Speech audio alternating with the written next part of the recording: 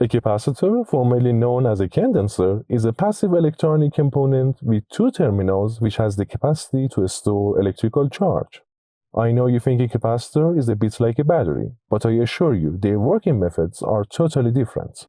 The first difference between them is their energy storage. In a capacitor, energy is stored in the form of an electric field, while a battery stores energy as chemical energy. The second distinction between them is their energy density. A capacitor with equal physical dimensions as a battery is capable of storing a fraction of the energy that a battery can. And the third main difference between them is charge and discharge rate. A capacitor can charge very quickly and it can also release its entire energy fast, whereas a battery would take a much longer time to discharge completely. As an electrical engineer, you should know capacitors are represented in electrical drawings with a couple of different symbols like these.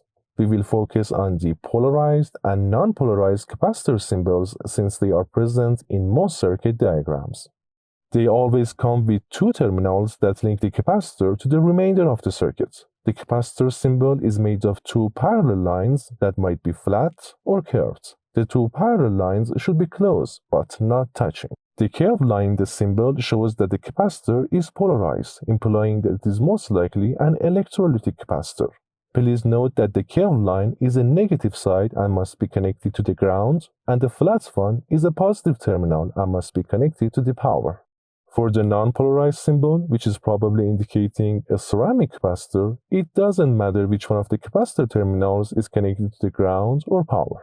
Like other electronic components, capacitors have markings on their bodies that describe their electrical properties. One of the characteristics displayed over the larger capacitors, like electrolytic types, is usually a capacitance. A capacitance value indicates how much charge a capacitor can store. The capacitance of the capacitor is measured in the unit of farad, abbreviated F. It turns out farad is an extremely measurement unit to use on its own. For this reason, more common units like microfarad, nanofarad, and picofarad are typically used. The other value we usually see on the side of the larger capacitors is the voltage, which is measured in volts, abbreviated V. This voltage value represents the highest voltage that the capacitor can handle. If we surpass this voltage value, the capacitor will blow up. In the case of smaller capacitors, such as ceramic models, a shorthand notation is printed over the capacitor body consisting of a 3-digit number and a letter, where the digits represent the capacitance in picofarad and the letter indicates the capacitor tolerance. Also, the working voltage of the capacitor is labeled on the capacitor body. This value is the maximum voltage that we can apply across the capacitor terminals. If you are curious to know what's inside the capacitors, regardless of shapes and sizes, it consists of two parallel metal plates separated from each other by an insulating material.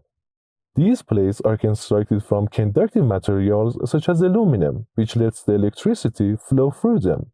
These plates are not touching one another, and they are each connected to two electrical terminals of the capacitor that connects it to the rest of the circuit. Also, there is a gap between these plates filled with an electrical insulator material that we call a dielectric. The dielectric can be made from any material that doesn't allow the electricity to flow. Now let us talk about the working principle of the capacitor. At first, the capacitor is discharged. How do we know that?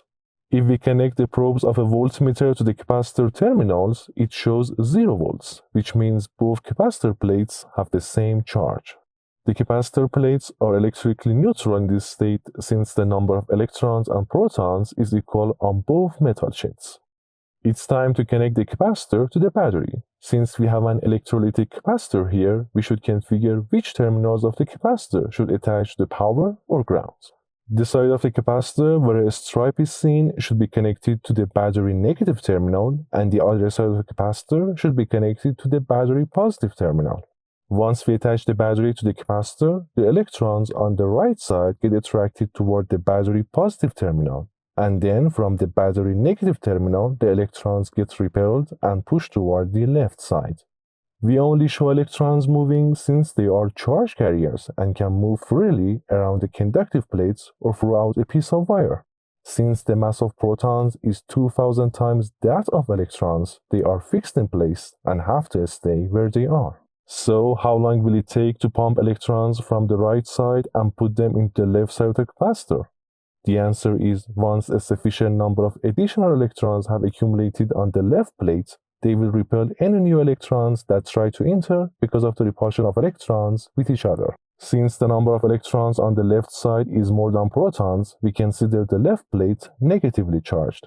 And as the number of protons is more than electrons on the right side, the right plate becomes positively charged. Now the protons in the right plate will exert an attractive force to electrons in the left plate since these charges like to get together, but because of the dielectric, they can't. This pull between these two plates is an electric field which holds the charges in place. So the capacitor stores the energy as an electric field. At this point, the voltage across the capacitor plates is equal to the battery voltage, and we can say the capacitor is fully charged. So after the capacitor is fully charged, when we disconnect the battery, the voltmeter still shows the capacitor voltage is equal to the battery voltage. In other words, the capacitor holds its charge for a long time. Let's use the stored energy inside the capacitor by connecting it to a small DC motor. There is now a way for electrons to move and reach the protons on the opposite side. So the extra electrons in the negatively charged plate will flow through the motor, powers the pulley to lift the weight, and then the electrons will reach the protons on the other side of the capacitor. These events will only last for a short time until the capacitor plates have equal numbers of protons and electrons, meaning both metal sheets become electrically neutral. At this point, if we connect the voltmeter across capacitor terminals, it shows 0 volts, indicating the capacitor is dead or discharged. Finally, let us dive into a practical example and see how capacitor plays a significant role in this application. Here we have an electronic circuit that includes an integrated circuit or IC, a capacitor, and power supply terminals. First, let's test the circuit without the capacitor. When we apply the power supply, we can see the IC is receiving the voltage of the power supply and starts working. But what about any fluctuations that may occur in the power supply? It can be deadly to an IC, resulting in the chip turning off abruptly. That's when a capacitor comes into play to solve this issue. Once again, we apply a power supply to the circuit to see what will happen. As you expect, the voltage that IC is received is equal to the voltage of the power supply. At this point, the power supply fully charges the capacitor as well. Let's say for a short period of time, the power supply drops its voltage and causes voltage ripples.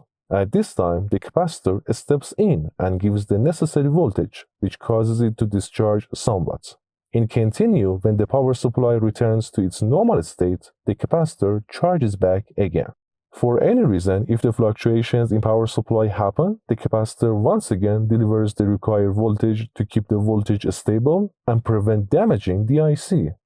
We hope you enjoy watching this video. It means the world to us to have your support by liking the video, subscribing to our channel, and pressing the bell icon so you can get notifications whenever we publish the new out-of-the-oven videos. This way, you keep motivating us to produce more informative videos.